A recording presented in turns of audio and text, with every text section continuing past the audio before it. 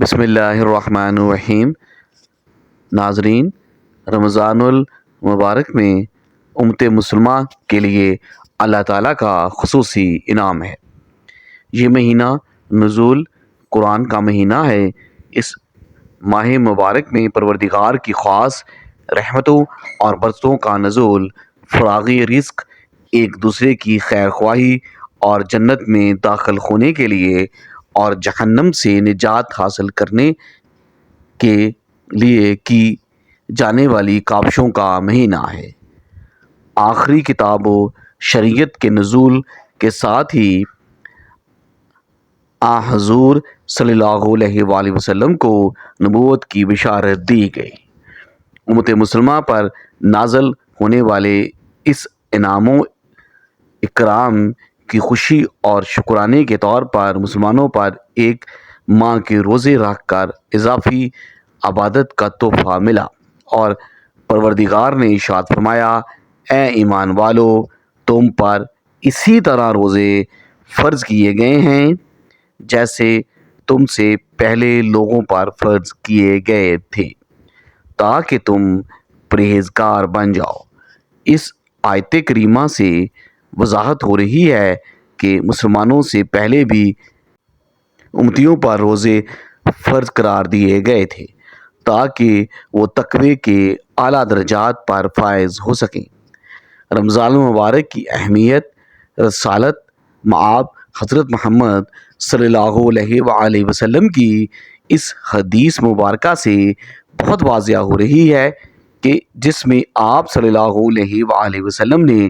فرمایا کہ اگر معلوم ہو جائے کہ رمضان کی کیا اہمیت ہے تو امت تمنا کرے کہ سارا سال ہی روزے ہوں۔ رمضان المبارک کا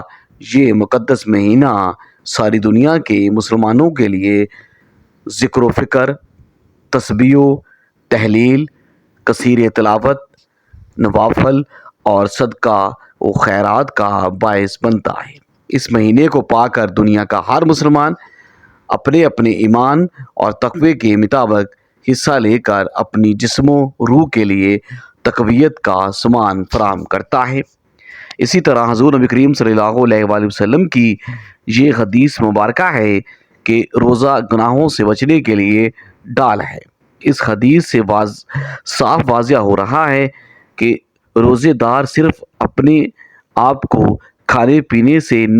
ہی نہیں روکتا، بلکہ روزے دار کو فحش گوئی، بیہودی اعمال، لڑائی جھگڑا اور گالی گلوچ سے پرہیز کرنے سے اجتناب کرنے کا بھی حکم دیتا ہے کہ اگر اس طرح کا کوئی معاملہ روزے دار کو پیش آ جائے تو وہ مقابلے والے کو صرف اتنا ہی کہہ دے کہ میں روزے سے ہوں، اور وہ ایک بہت بڑی معاشرتی برائی سے بچ سکے گا، کیونکہ ایک طرف اگر نیک اعمال کرنا باعث اجر و ثواب ہے تو دوسری طرف برائیوں سے اپنے آپ کو بچانا بھی انتہائی اہم ہے۔ جیسا کہ رسول صلی اللہ علیہ وآلہ وسلم کا فرمان مبارک ہے کہ آپ نے صحابہ اکرام سے دریافت فرمایا کہ کیا تم جانتے ہو کہ مفلس کون ہے؟ تو صحابہ اکرام رضوان اللہ تعالیٰ علیہ اجمعین نے عرض کی، جو شخص صاحب مال نہ ہو وہ مفلس ہے۔ آپ صلی اللہ علیہ وآلہ وسلم نے فرمایا کہ میری امت کا مفلس وہ ہے جو قیامت کے دن نماز، روزہ اور زکوٰۃ جیسے اعمال اپنے ساتھ لے کر آئے گا، لیکن اگر اس کے ساتھ اس نے کسی کو گالی دی ہوگی، کسی پر کوئی تہمت لگائی ہوگی، کسی کا ناحق مال کھایا ہوگا یا کسی کو ناحق قتل کیا ہو تو اس کی نیکیاں مظلوموں میں تقسیم کر دی جائیں گی، اور اگر اس کی تمام نیکیاں ختم ہو جائیں گی تو اس مظلوم کے گناہ اس کے نامہ اعمال میں ڈال دیے جائیں گے۔ اسی طرح روزے کی فضیلت کے حوالے سے حضرت ابن عمر رضی اللہ تعالیٰ عنہ سے روایت ہے کہ حضور نبی اکرم صلی اللہ علیہ وآلہ وسلم نے فرمایا، جنت سال کے آغاز سے ہی اگلے سال تک رمضان مبارک کے لیے صدا دی جاتی ہے۔ آپ صلی اللہ علیہ وآلہ وسلم کا فرمان ہے کہ جب رمضان المبارک کا پہلا دن ہوتا ہے تو عرش کے نیچے سے ایک ہوا چلتی ہے جو جنت کے درختوں کے پتوں سے حورین پر پھیل جاتی ہے۔ بس وہ حورینز یہ دعا مانگتی ہیں، اے اللہ ہمارے لیے اپنے بندوں میں ایسے شوہر بنا جن سے ہماری آنکھیں ٹھنڈی ہوں اور ہم سے ان کی آنکھیں ٹھنڈی ہوں۔ قرآن مجید میں اللہ تبارک تعالیٰ نے روزے کا حکم دیتے ہوئے فرمایا کہ لعلکم تتقون، یعنی تم پر روزے فرض کیا جاتا ہے شاید کہ تم متقی پرہیزگار بن جاؤ۔ یہاں پر یہ نہیں فرمایا کہ اس سے تم یقیناً متقی اور پرہیزگار بن جاؤ گے۔ اس آیت سے واضح ہو رہا ہے کہ روزے کا نتیجہ تو آدمی کی سمجھ بوجھ اور اس کے ارادے پر منحصر ہے، نہ کہ صرف روزہ رکھ لینے سے۔ اور جب تک انسان روزے کے اصل مقصد کو حاصل نہیں کر لیتا، یعنی تقویٰ و پرہیزگاری، تب ہی روزہ اس کے لیے فائدہ مند ہے۔ اگر اس نے روزہ رکھ کر تقویٰ و پرہیزگاری حاصل نہیں کی تو اسے کوئی فائدہ حاصل ہونے کی امید بھی نہیں رکھنی چاہیے۔ اور رسول اللہ صلی اللہ علیہ وآلہ وسلم نے اپنی امت کو آنے والے ہر قسم کے فتنوں کے بارے میں نہ صرف خبردار کیا بلکہ مستقبل میں رونما ہونے والے اہم واقعات کے بارے میں آگاہ کیا، خاص کر ظہور امام مہدی اور خروج دجال سے متعلق واقعات کو تفصیلاً بیان کیا گیا ہے، یہاں تک کہ حق و باطل کے ان دونوں اماموں کے ظہور و خروج سے ماقبل کے حالات کو قدر تفصیل سے بیان کیا اور کچھ نشانیاں خصوصی طور پر بیان کی تاکہ کسی ان پڑھ جاہل مسلمان کو بھی حق و باطل کی پہچان میں کسی قسم کا شک و شبہ نہ رہے۔ اسی طرح حضرت امام مہدی کے ظہور سے متعلق بیان کی گئی احادیث کے بارے میں اسلاف کا یہ طریقہ چل رہا ہے کہ وہ اس کے متعلق نشانیوں کو ہمیشہ اپنے سامنے رکھتے تاکہ جب حضرت امام مہدی کے ظہور کے وقت حق و باطل کے درمیان ہونے والے معرکے میں وہ حق کے ساتھ کھڑے ہوں اور باطل ان کو دھوکہ نہ دے سکے۔ حضرت امام مہدی کے ظہور قریب ترین نشانیوں میں سے ایک نشانی سے قبل رمضان المبارک میں ایک زوردار آواز سنائی دینا ہے، چاہے وہ پیچ کی صورت میں ہو یا دھماکے کی صورت میں۔ نصف رمضان المبارک کی رات یعنی 15ویں شب کو ہوگا اور وہ جمعے کے شب ہو۔ اسی طرح اس رمضان میں سورج گرہن کا ہونا، آسمان پر ستون کی مانند کسی چیز کا روشن ہونا، اور سب سے بڑھ کر اس رمضان میں ملک شام میں سفیانی کی جانب سے مسلمانوں کا قتل عام کرنا وغیرہ۔ رسول اللہ صلی اللہ علیہ وسلم نے فرمایا، رمضان میں ایک زبردست آواز آئے گی۔ صحابہ اکرام رضوان اللہ علیہ اجمعین نے پوچھا،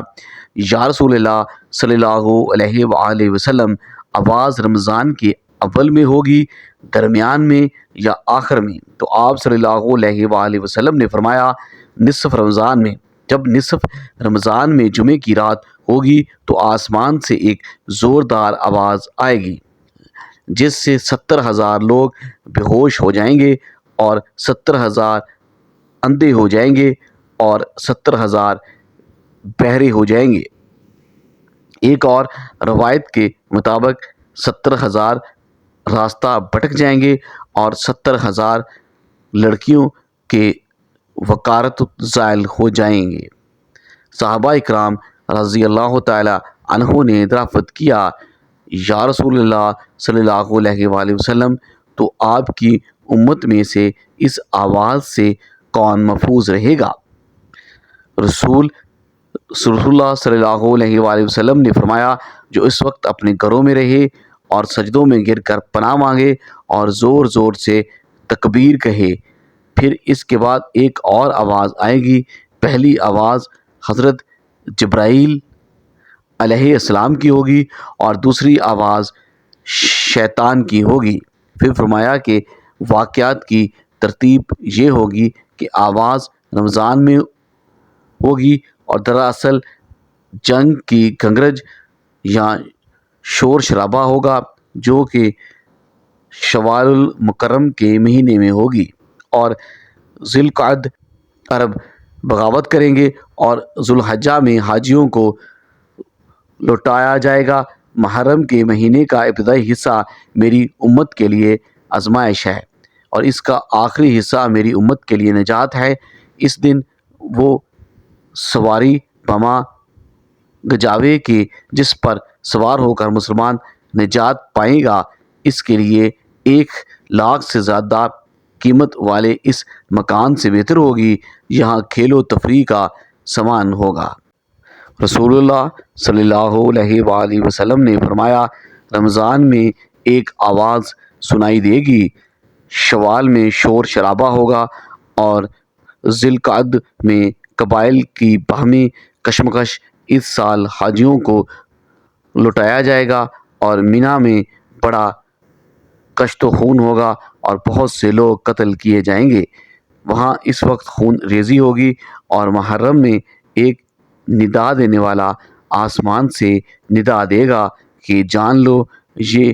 مہدی اللہ کا خلیفہ ہے، اس کی سنو اور اطاعت کرو۔ حضرت عبداللہ بن مسعود رضی اللہ تعالیٰ عنہ سے روایت ہے کہ رسول اللہ صلی اللہ علیہ وآلہ وسلم نے فرمایا، رمضان المبارک میں چیخ سنائی دے گی تو شوال میں شور شرابہ ہوگا اور ذی القعد میں قبائل کی بغاوت اور ذوالحج میں خون، اور محرم کا مہینہ آزمائش کا مہینہ ہے۔ ہم نے پوچھا کہ یا رسول اللہ صلی اللہ علیہ وآلہ وسلم یہ چیز کیسے ہوگی؟ تو آپ صلی اللہ علیہ وسلم نے فرمایا، 15 رمضان المبارک جمعے کی رات کو نکل آئے گی۔ اس سال زلزلے کثرت سے آئیں گے۔ جب تم جمعہ کے دن فجر کی نماز پڑھ لو تو اپنے اپنے گھروں میں داخل ہو کر دروازے اور کھڑکیاں بند کر لینا اور اپنی چادریں اوڑھ لینا، اپنے کان بند کر لینا، اور جب تمہیں چیخ کا احساس ہو تو اللہ کے سامنے سجدہ ریز ہو جانا اور یہ پڑھنا کہ پاک ہے وہ ذات جو نقائص سے پاک ہے۔ جو ایسا کرے گا وہ نجات پائے گا اور جو ایسا نہیں کرے گا وہ ہلاک ہو جائے گا۔ محمد ابن علی رحمۃ اللہ تعالیٰ علیہ کا قول ہے کہ 2 نشانیاں ہیں جو زمین و آسمان کی تخلیق سے لے کر آج تک نظر نہیں آئیں۔ پہلی، رمضان المبارک کی رات چاند گرہن لگے گا، اور دوسری 15 رمضان المبارک کو سورج گرہن لگے گا۔ جب سے اللہ تعالیٰ نے زمین و آسمان کو پیدا کیا ایسا نہیں ہوا، اور یہ بات حقیقت ہے کہ سورج گرہن ہمیشہ چاند کی شروع کی تاریخوں میں ہوتا ہے، اور چاند گرہن ہمیشہ ایام میں یعنی 13، 14 اور 15ویں کی تاریخ کو ہوتا ہے، لیکن ظہور مہدی سے ماہ قبل رمضان میں یہ ترتیب بدل دی جائے گی۔ حضور اکرم صلی اللہ علیہ وسلم نے فرمایا، لوگ قیامت سے پہلے ایک رمضان ایسا آئے گا جس میں ایک ایسی شدید آواز آئے گی اور دنیا میں کوئی نہیں جان سکے گا کہ آواز کہاں سے آئی۔ آپ صلی اللہ علیہ وآلہ وسلم نے فرمایا کہ اگر رمضان میں ایسی آواز سنائی دے جس کا کوئی کھوج نہیں لگایا جا سکا تو پھر 1 سال کا رزق اپنے گھروں میں سمیٹ کر رکھ لینا۔ کہا کہ عقل مندی ہے۔ حضرت جابر رضی اللہ تعالیٰ عنہ فرماتے ہیں کہ میں نے رسول صلی اللہ علیہ وآلہ وسلم کو یہ فرماتے ہوئے سنا کہ میری امت میں ایک جماعت یوم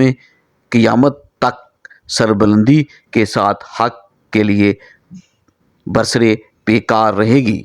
اور اس سے معلوم ہوتا ہے کہ مومنوں کی ایک ایسی جماعت قیامت کے دن تک زندہ رہے، مگر مندرجہ ذیل حدیث طیبہ میں صراحت ہے کہ قیامت سے پہلے تمام مومنوں کو موت آ جائے گی اور قیامت کے دن کوئی مومن زندہ نہ رہے گا۔ حضرت علی رضی اللہ تعالیٰ عنہ سے پوچھا گیا کہ وہ کون سا عمل ہے جسے موت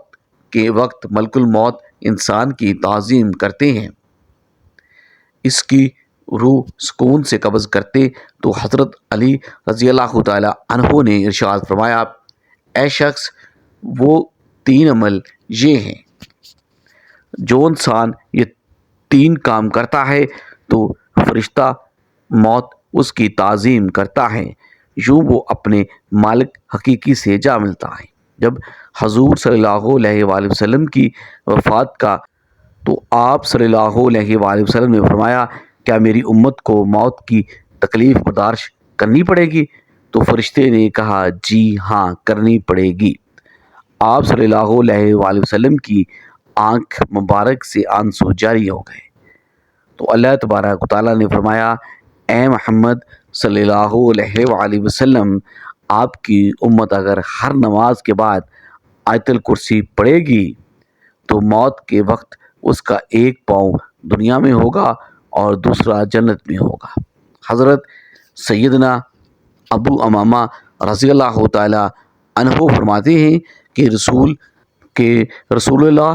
صلی اللہ علیہ وآلہ وسلم نے فرمایا کہ جو شخص ہر فرض نماز کے بعد آیت الکرسی پڑھے تو اس کو جنت میں داخل ہونے سے موت کے سوا کوئی چیز نہیں روک سکتی۔ ام المومنین حضرت عائشہ صدیقہ رضی اللہ تعالی عنہا فرماتی ہیں کہ میں نے نبی کریم صلی اللہ علیہ وآلہ وسلم کو دیکھا کہ جب آپ صلی اللہ علیہ وآلہ وسلم سکرات الموت میں مبتلا تھے تو آپ صلی اللہ علیہ وآلہ وسلم کے پاس پانی کا پیالہ رکھا تھا، جس میں پانی تھا۔ آپ صلی اللہ علیہ وآلہ وسلم پیالے میں اپنا ہاتھ ڈبوتے، اپنے چہرے مبارک پر پھیرتے اور یوں فرماتے، اے اللہ، موت کی سختی دور کرنے کے ساتھ میری مدد فرما۔ ماہ رمضان شریف میں امت پر 5 خصوصی انعامات۔ حضرت ابو ہریرہ رضی اللہ تعالیٰ عنہ سے روایت ہے کہ حضرت صلی اللہ علیہ وآلہ وسلم نے فرمایا کہ رمضان شریف کے متعلق میری امت کو خاص طور پر 5 چیزیں دی گئی ہیں جو پہلی امتوں کو نہیں ملی۔ روزے دار کی جو بھوک کی وجہ سے پیدا ہوتی ہے، اللہ تعالیٰ کے نزدیک مشک سے زیادہ پسندیدہ ہے۔ نمبر 2، ان کے لیے دریا کی مچھلیاں تک دعائے مغفرت کرتی ہیں اور افطار کے وقت تک کرتی رہتی ہیں۔ نمبر 3، جنت ہر روز ان کے لیے سجائی جاتی ہے۔ پھر حق تعالی شانہ فرماتے ہیں کہ قریب ہے کہ میرے بندے دین کی مشقتیں اپنے اوپر سے پھینک کر تیری طرف آئیں۔ اور 4، اس ماہ مبارک میں سرکش شیاطین قید کر دیے جاتے ہیں کہ وہ رمضان میں ان برائیوں کی طرف نہیں پہنچ سکتے جن کی طرف غیر رمضان میں پہنچ سکتے ہیں۔ یعنی رمضان میں شیاطین قید ہونے کی بنا پر روزے داروں کو گناہوں پر نہیں ابھار سکتے، لیکن انسان کا نفس گناہ کرانے میں شیاطین سے کم نہیں ہے اور گناہوں کا چسکا بھی گناہوں کی پٹری پر چلاتا رہتا ہے، تاہم پھر بھی گناہوں کی کمی اور عبادات کی کثرت کا ہر شخص مشاہدہ کرتا ہے۔ نمبر 5، رمضان کی آخری رات میں روزے داروں کے لیے مغفرت کی جاتی ہے۔ صحابہ نے عرض کیا کہ کیا یہ شب مغفرت شب قدر ہے؟ فرمایا نہیں، بلکہ دستور یہ ہے کہ مزدور کو کام ختم ہونے کے وقت مزدوری دے دی جاتی ہے۔ حضرت ابو مسعود غفاری رضی اللہ تعالیٰ عنہ سے روایت ہے کہ میں نے رسالت مآب صلی اللہ علیہ وآلہ وسلم سے رمضان کے چاند نظر آنے پر یہ ارشاد فرماتے ہوئے سنا کہ اگر لوگوں کو یہ معلوم ہو جائے کہ رمضان مبارک کی کیا حقیقت ہے تو میری امت یہ تمنا کرے کہ سارا سال رمضان ہی ہو جائے۔ پھر قبیلہ غزا کے ایک شخص نے عرض کی، اے اللہ کے نبی، رمضان کے بارے میں ہمیں کچھ بتلائیے۔ آپ صلی اللہ علیہ وآلہ وسلم نے ارشاد فرمایا، رمضان المبارک کے لیے جنت شروع سال سے آخر سال تک سجائی جاتی ہے۔ جب رمضان شریف کا پہلا دن ہوتا ہے تو عرش اعلیٰ کے نیچے سے ایک ہوا چلتی ہے جس سے جنت کے درختوں کے پتے ہلتے ہیں اور بجنے اور حوریں عرض کرتی ہیں، اے ہمارے رب، اس مبارک مہینے میں ہمارے لیے اپنے بندوں میں سے کچھ شوہر مقرر کر دے جن سے ہم اپنی آنکھیں ٹھنڈی کریں اور وہ ہم سے اپنی آنکھیں ٹھنڈی کریں۔ اس کے بعد پھر آپ صلی اللہ علیہ وآلہ وسلم نے فرمایا، کوئی بندہ ایسا نہیں ہے کہ رمضان شریف کا روزہ رکھے گا مگر یہ بات ہے کہ اس کی شادی ایسے حور سے کر دی جاتی ہے جو ایک ہی موتی سے بنی ہوئی خیمے میں ہوتی ہے، جیسا کہ اللہ تعالیٰ نے قرآن مجید میں فرمایا ہے کہ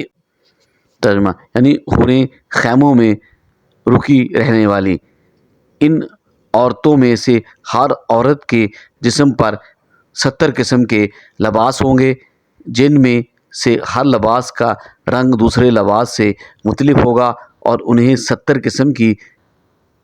خوشبو دی جائے گی، جن میں سے ہر عطر کا انداز دوسرے سے مختلف ہوگا،